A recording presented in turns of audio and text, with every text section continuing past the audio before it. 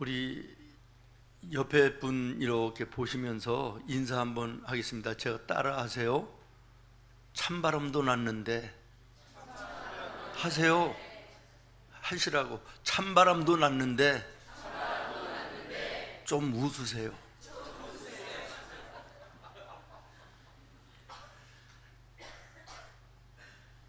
송영 찬송을 하는데요, 가사가 기뻐하며 즐거워하며 하나님께 영광 돌리는 이런 가사잖아요. 입으로는 기쁘고 감사한데 얼굴은 그저 삶에 지치고 더위에 찌들어가지고 지쳐있는 그 모습들이 너무 많이 보이는 것 같아서 마음이 아파서 이런 인사 한번 해봤어요. 이제 찬바람 확연히 이제는 느껴지지 않아요? 곧 이제 열매가 풍성한 가을 우리에게 올 것입니다. 지난 수요일 날 우리 단기 선교 국내 팀들이 저 전라도 구례 교회를 섬기고 이제 돌아왔어요. 돌아오면서 그 교회 목사님이 성도님 집에서 이렇게 갖고 왔다 그러셨는지 포도를 한 박스 보내오셨어요. 근데 그 포도를 먹는데요, 그 까만 포도송이가 꽉 찼는데, 아니 웬만한 포도송이는 안에는 겉에는 다 익었지만 속에 이렇게 묻혀있는 것은 조금 덜 익은 것도 있고 그러지 않아요? 그런데 그런 게 없어요. 안에 있는 포도알까지 새카맣게 익어가지고 껍질을 씹어도 다 먹을 수 있을 정도로 그렇게 너무 맛있는 거예요. 감탄을 했습니다. 여러분, 혹시 우리 매 첫 주일 성찬 예식에 그 포도주를 받으실 때 그 포도주 색깔 보셨나요? 이게 적포도주 아니고 백포도주 아니고 아주 애매한 이런 색깔, 아마 생각 없이 받으셨을지도 몰라. 은혜로 그냥 막 다 받으시니까. 근데 저는 애매합니다. 백색도 아니고 적색도 아니에요. 왜 그러냐 그러면 그 포도가요, 우리 동산 밑에서 수확한 그 물된 동산에 포도로 포도주를 담는 거거든요. 근데 열매를 맺기는요 기가 막히게 맺습니다. 지금도 나가보시면 그 포도송이가 주렁주렁 알알이 얼마나 탐스럽게 열리는지 몰라요. 그러는데 문제는 이곳이 음지라 햇빛이 충분하지가 않아요. 일조량이 작으니까요 제대로 익지를 못해 겨울을 맞이하는 거예요. 그래서 어쩔 수 없이 수확을 해가지고 이제 포도주를 담그니까 아주 애매모호한 색깔이 나오는 거지요. 무슨 얘기냐, 열매에 정말 제대로 된 열매 맺기가 간단치 않다라는 것을 말씀하는 거예요. 사랑하는 성도 여러분, 꽃 한 송이가 이렇게 펴도 거기에 많은 시간도 필요하고 비바람도 견뎌야 되고 또 많은 노력과 땀과 이런 것들이 들어가야 꽃 한 송이가 피지 않습니까? 어떤 시인이 그런 그 시를 썼더라고요. 흔들리지 않고 피는 꽃은 없다. 맞아요.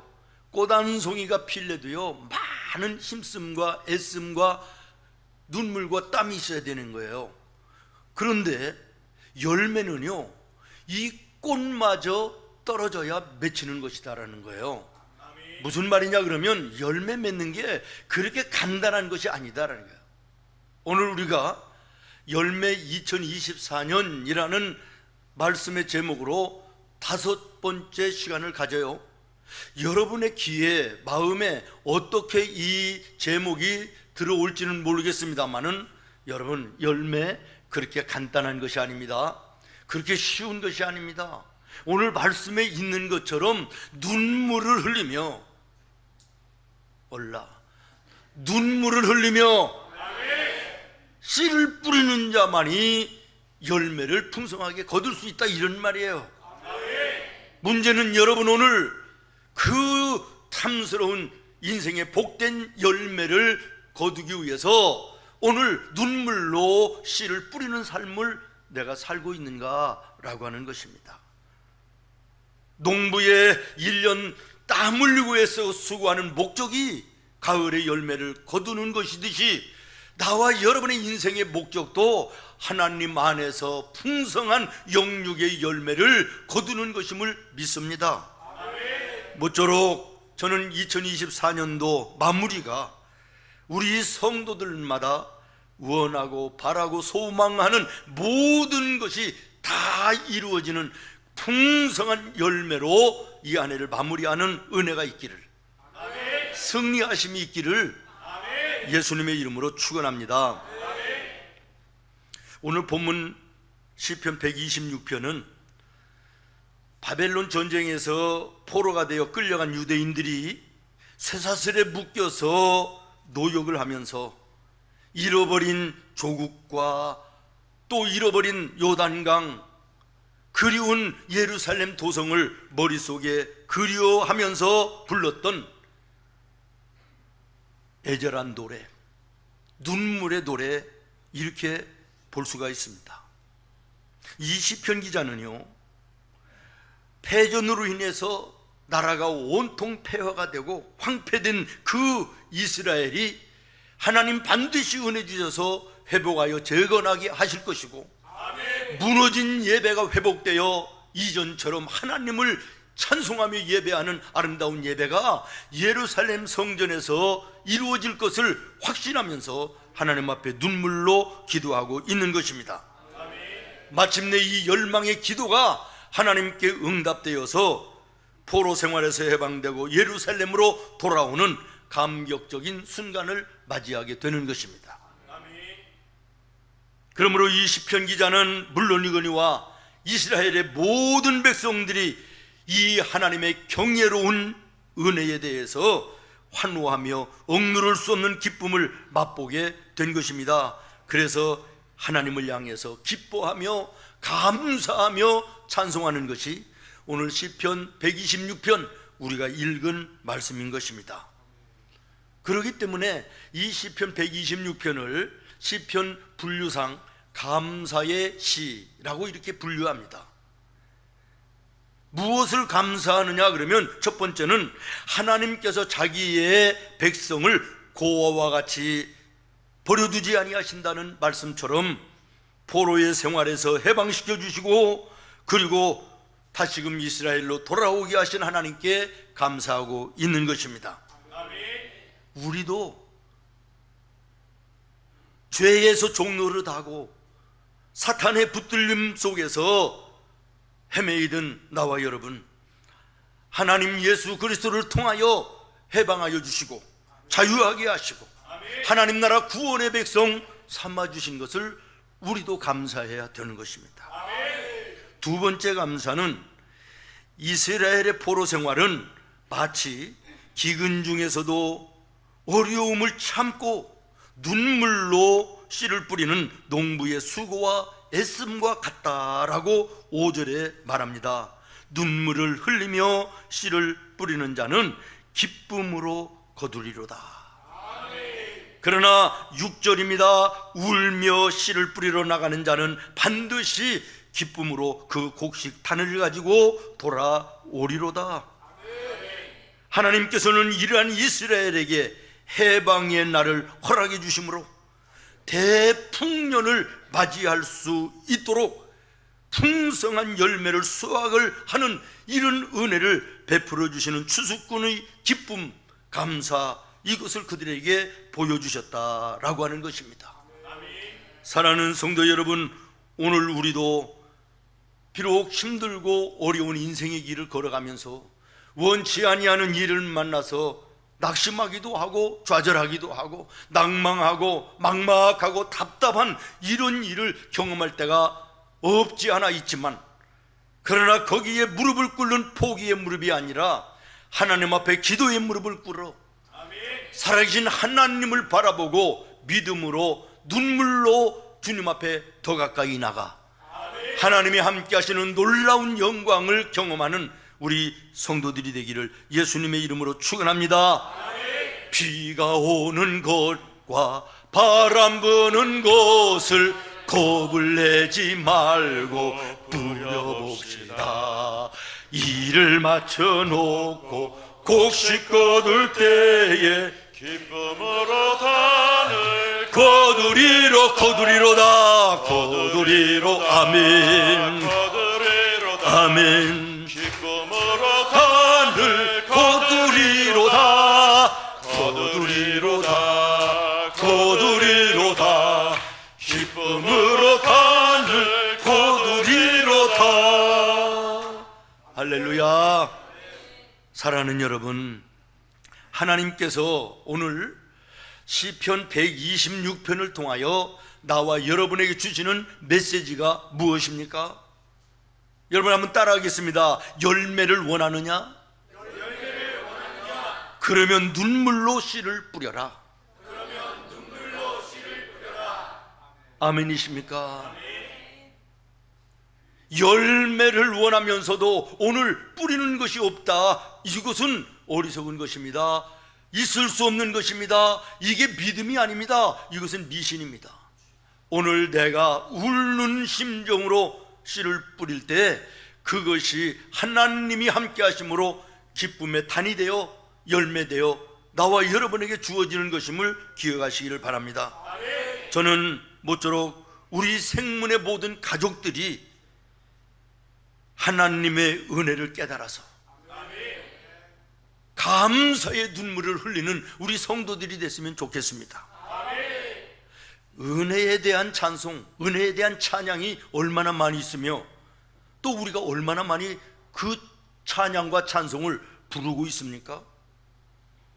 우리의 마음의 중심으로 불러야 되는데 입으로만 부를 때가 너무 많은 것은 아닌가, 이런 생각을 하는 것입니다. 정말 수많은 세상 사람, 나보다 잘나고 많이 배우고 많이 가지고 있고 똑똑한 이런 사람들도 많은데 무엇 때문에 무엇을 보시고 나 같은 사람을 택하여 주셨는지 얼마나 감사한 것입니까? 예수님을 믿는 믿음의 마음을 주신 것이 얼마나 감사합니까? 오늘 죽어도 하나님 나라 천국에 영원히 사는 은혜를 주신 게 얼마나 감사합니까? 이 험한 세상, 참 힘들고 어려운 이 땅을 살아갈 때도 하나님 떠나지 아니하시고 늘 함께 하셔서 동행하여 주시고 필요를 채워주시고 위험할 때 지켜주시고 하나님 나라에 이를 때까지 함께 하시는 이 은혜가 정말 감사하지 않습니까? 마음으로 감사가 있어 눈물이 주님 앞에 흐를 때 이 눈물이 복된 눈물이며 나와 여러분의 인생과 신앙의 건강의 눈물이 되는 줄로 믿습니다.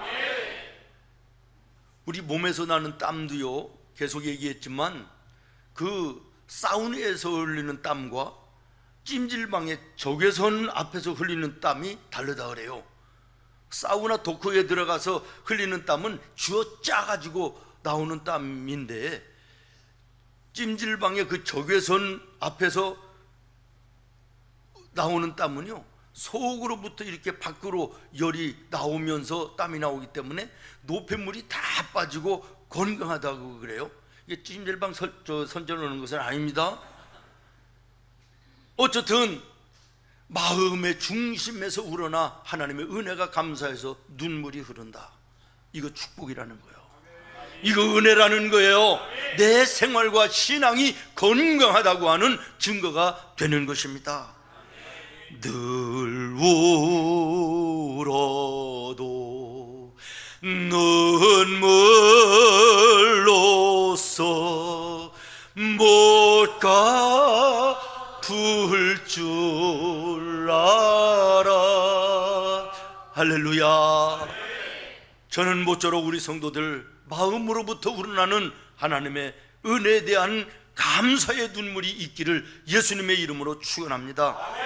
그 다음에 두 번째는 하나님 무릎 앞에 무릎을 꿇고 회개의 눈물을 흘리는 우리 성도들이 되기를 바랍니다. 여러분, 회개가 없이는 하나님과의 소통이 없는 것입니다. 하나님과 나와의 소통이 없이는 이 땅에 그 어떤 것도 참된 열매가 될 수 없음을 기억하시기를 바랍니다.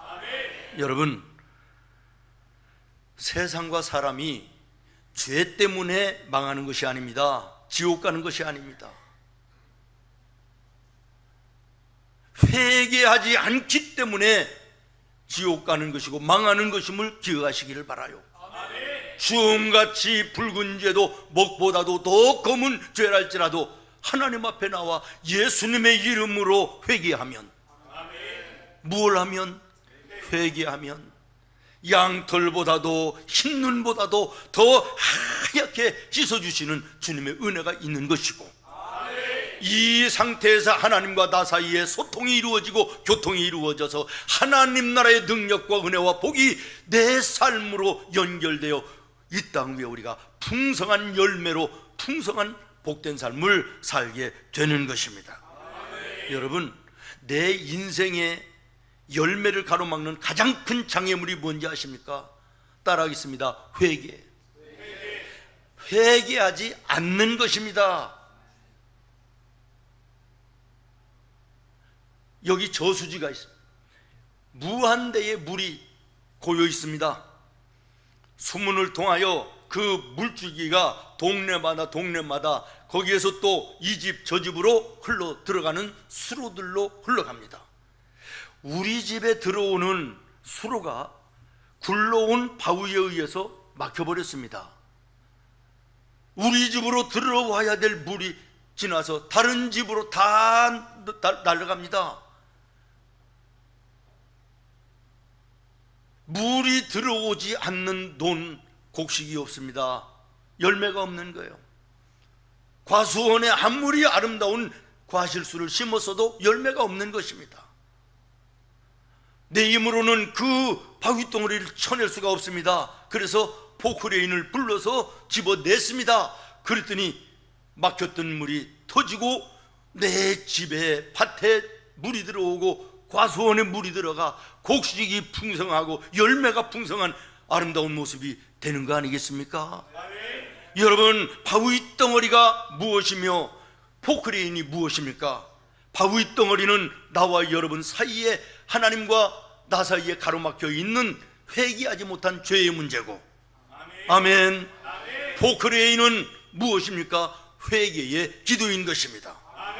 사랑하는 여러분, 우리의 마음속에 회개의 눈물이 터지면 내 인생 속에 답답한 모든 문제가 터지는 것입니다. 시온의 대로가 열려주는 것입니다. 오늘 혹시 내 생각대로, 내 계획대로, 내가 마음먹은 대로 세상이 안 돼서 답답하고 힘들고 괴롭고 절망스러운 분이 계십니까? 이유가 무엇일까를 깊이 말씀 속에 묵상하시기를 바랍니다. 정말 하나님과 나 사이에 해결해야 될 이 회개의 문제를 그냥 놔두고 지엽적인 것만 가지고 주여 주여 부르짖는 이 모습은 아닌가? 그 다음에 세 번째, 하나님 앞에 우리 생문의 모든 가족들 결심하는 결단의 눈물이 있기를 바랍니다. 우리 장로님 기도하시면서 참 험한 세상, 죄악의 세상을 우리가 살고 있는데 하나님 함께 해주시기를 기도하셨는데, 그렇습니다. 우리 살아가는 이 세상, 풍랑 많은 세상을 우리가 살고 있습니다. 우리가 그 풍랑 많은 세상 속에 그 풍랑을 내 힘과 능력으로는 해결할 수 없습니다마는, 그러나 풍랑이 내게 닥쳐온다면 내가 그 풍랑을 어떻게 대면하리라, 어떻게 피하리라, 어떻게 이기리라 라고 하는 사전에 내 마음의 결단은 할 수 있지 않느냐, 그런 말이에요. 무슨 얘기인지 이해가 안 가십니까? 우리가 이 세상에 나올 때 어디에서 태어날지, 어느 자리에서 어떤 얼굴로 태어날지는 우리가 선택할 수는 없습니다. 그러나 내가 이 세상을 떠나는 날 어디에서 어떤 얼굴로 내가 하나님 앞에 갈 것인가는 오늘 결정하고 결단할 수 있음을 기억하시기를 바라요. 내가 하나님을 바라며 천국을 소망하는 가운데 그 자리에서 하나님의 부르심을 받을 것이다.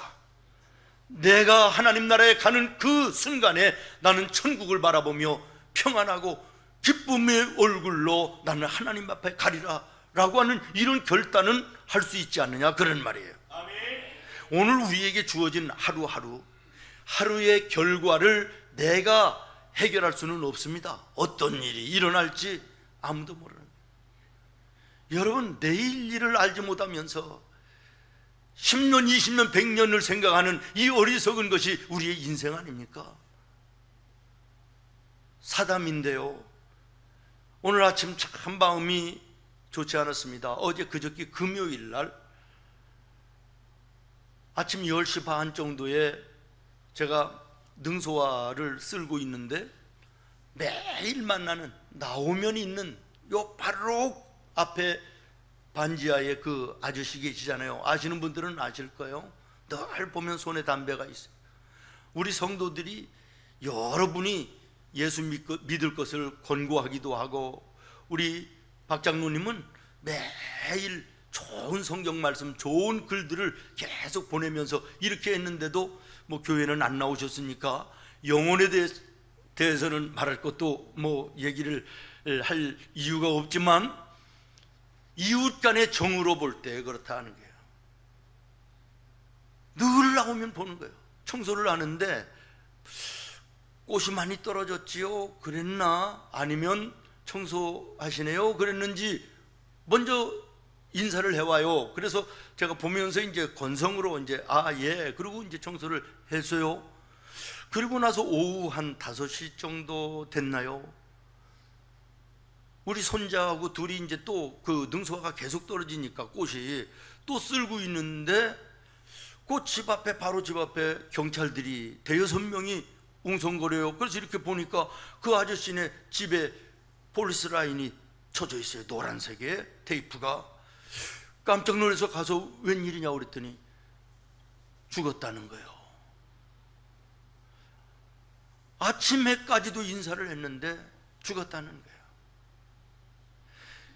제가 무슨 말을 하다가 여기까지 갔는지 모르겠지만, 사랑하는 성도 여러분, 오늘 하루의 일도, 아니 바로 앞의 일도 우리가 결정하고 해결할 수는 없습니다만은, 그러나 내가 하루를 시작할 때는 내가 하나님의 뜻대로 살리라, 말씀 안에서 벗어나지 아니하리라, 만나는 사람들에게 예수님의 사랑을 전하리라, 내가 하는 일에 하나님께 기쁨이 되기를 내가 힘쓰겠다라는 결심은 하고 시작할 수 있지 않느냐라는 것이에요. 사랑하는 여러분, 사도 바울이 예수님을 만나기 전에는 먹든지 마시든지 무엇을 하든지 내 중심이었어요. 그런데 예수님을 만나고 난 다음에는 먹든지 마시든지 무엇을 하든지 하나님 중심이에요. 주님의 중심을 살았다라는 것입니다. 사랑하는 여러분, 오늘 우리가 내 인생의 마지막은 알 수 없으나 인생의 마지막이 왔을 때 나는 어떤 모습으로 주님 앞에 대면하겠다라는 결심을 오늘 할 수는 있지 않느냐. 그러므로 나와 여러분의 생활 속에 정말 하나님이 보실 때 아름다운 결심, 결단을 갖는 이런 시간들이 필요하다는 거예요. 아멘. 여러분, 여기 한 사람이 있습니다. 세상에 우연히 왔다고 생각해요. 그래서 그냥 흐르는 대로 세상 살다가 그냥 끝나서 돌아갔습니다. 한 사람이 있습니다. 이 사람은 목적을 알았습니다. 목적을 깨달았습니다. 목적을 따라 살다가 목적을 이루고 떠났습니다. 여러분, 이 두 인생이 같습니까? 아닙니다. 하늘과 땅같이 다른 인생입니다. 그리고 그 갈림길은 결단에 있었다는 사실을 기억하시기를 바랍니다. 오늘 하나님 앞에, 내가 말씀 앞에 올바른 결단 하나가 나의 나머지의 인생을 바꿀 수 있음을 기억하시고, 여러분의 인생에 아름다운 결단의 순간이 있기를 예수님의 이름으로 축원합니다. 여러분, 루터 같은 사람, 단 한 번의 결단이 종교를 개혁하고 오늘 우리가 이렇게 은혜 가운데 예배할 수 있는 터전을 만들어 주기도 하지 않습니까? 한 사람의 결단, 잘못된 그 하나가 나라와 백성들을 거지로 만들고 파탄으로 밀어넣는 이런 모습을 우리는 우리의 눈을 통해서 보고 있지 않습니까? 사랑하는 여러분, 오늘 내 마음에 단 한 번의 결심이, 하나님의 말씀 앞에서 내 단 한 번의 결단이 열매로 풍성한 복된 인생이 될 수도 있는가 하면 쭉정이 같은 쓰러지는 허무한 인생이 될 수 있음을 기억하시고 주의 음성 속에 거룩한 결단이 있기를 바랍니다. 마지막으로 네 번째, 하나님의 자녀를 위한, 아니 하나님 앞에 여러분의 자녀들을 위한 중보의 눈물이 있기를 바랍니다.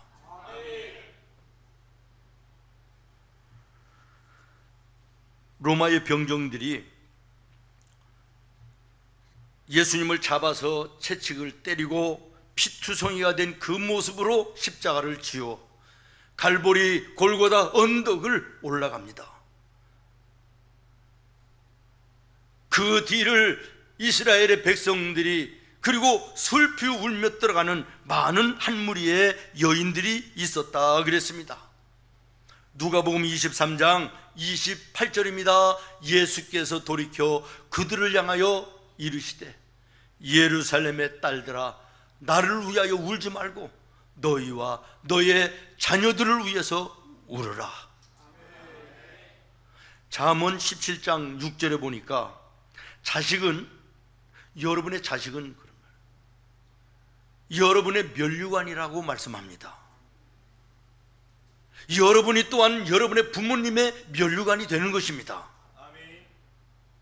부모가 아무리 세상에서 떵떵거리고 그럴듯하게 살았어도 그 자식들이 엉망진창이면 그 인생 끝난 인생이고 실패한 인생입니다. 그러나 부모들의 인생이 별로 아름답지 못할지라도 그 자녀들이 잘 되어지면 그것이 그 부모의 영광이 되는 것이다라는 거예요. 아멘. 여러분의 자녀들이 여러분의 인생의 면류관이 되어야 되지 않겠습니까? 아멘. 그런데 왜 기도하지 않습니까? 누누이 말씀드리지만 부모가 자녀를 위하여 하는 기도는, 다른 기도는 몰라도 땅에 떨어지는 법이 없다는 것입니다. 아멘. 하나님의 약속인 거예요. 아멘.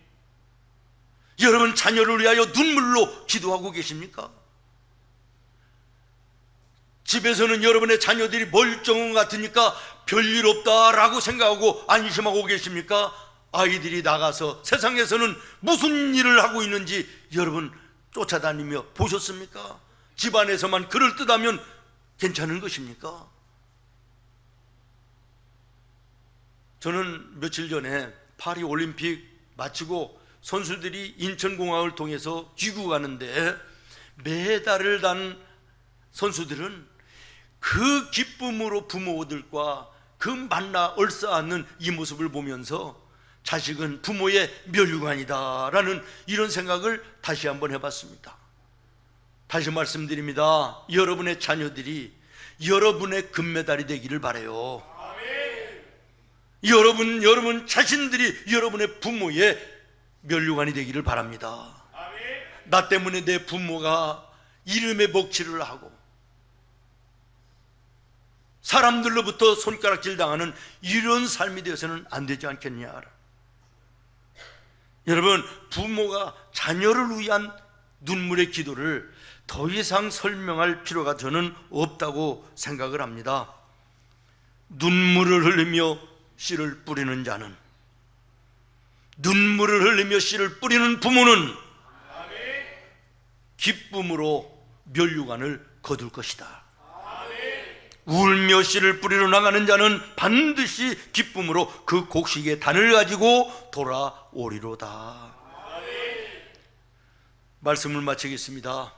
여러분 혹시 신앙생활을 하는 가운데 그만하면 됐어, 너 뭐 그렇게 유별나냐, 적당히 해, 다른 사람들 안 그러는데 너 혼자만 왜 그래, 웬만큼 해라, 이런 말이나 내 마음의 속삭임 같은 것이 혹시 있는 분 계십니까? 야, 권사도 장로도 별스럽지 않더라, 너 집사인데, 너 평신도인데 뭐 유별나게 그러니, 이런 마음 드신 분 혹시 계십니까? 이거 여러분을 위한 말이 아닙니다. 악한 마귀가 뒤에서 속삭이는 여러분을 무너뜨리고 망하게 하는 유혹이고 미혹임을 기억하시기를 바라요. 허탄의 눈물을 흘리고 절망 속에 몸부림치고 있을 때 멀리서 나를 쳐다보며 빙그레 웃는 사탄의 모습이 있음을 기억하시고, 이 악한 것들에게 여러분 속아 넘어가지 않기를 바라고, 성경이 말하는 하나님의 백성들의 영원한 표현은 더욱 더인 것입니다. 벌써 9월이 눈앞에 와 있습니다. 잘 사는 거, 잘 시작하는 거 중요한 것이지만 잘 마치는 것은 더 중요한 것입니다. 시작이 반이라고 얘기합니다. 그러나 끝은 전부입니다. 또한 끝은 언제나 시작보다 더 많은 노력과 열정과 더 큰 노력을 요구한다는 사실도 기억하시기를 바랍니다.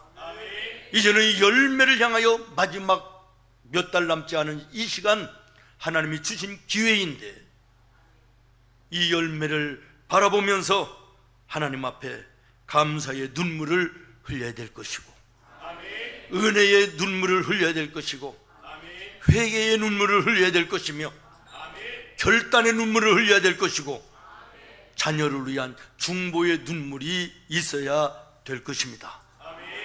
2024년 뿐만 아니라 인생의 아름다운 열매를 거두는 우리 성도들이 되기를 원한다면 이 주님 앞에 흘리는 기도의 눈물을 반드시 우리가 있어야 됨을 기억하시면서 주신 말씀 생각하며 찬송가 496장, 오늘 세 번째 매주마다 설교 후에 찬송하는 찬송인데 가사를 생각하면서 마음으로 찬송하겠습니다.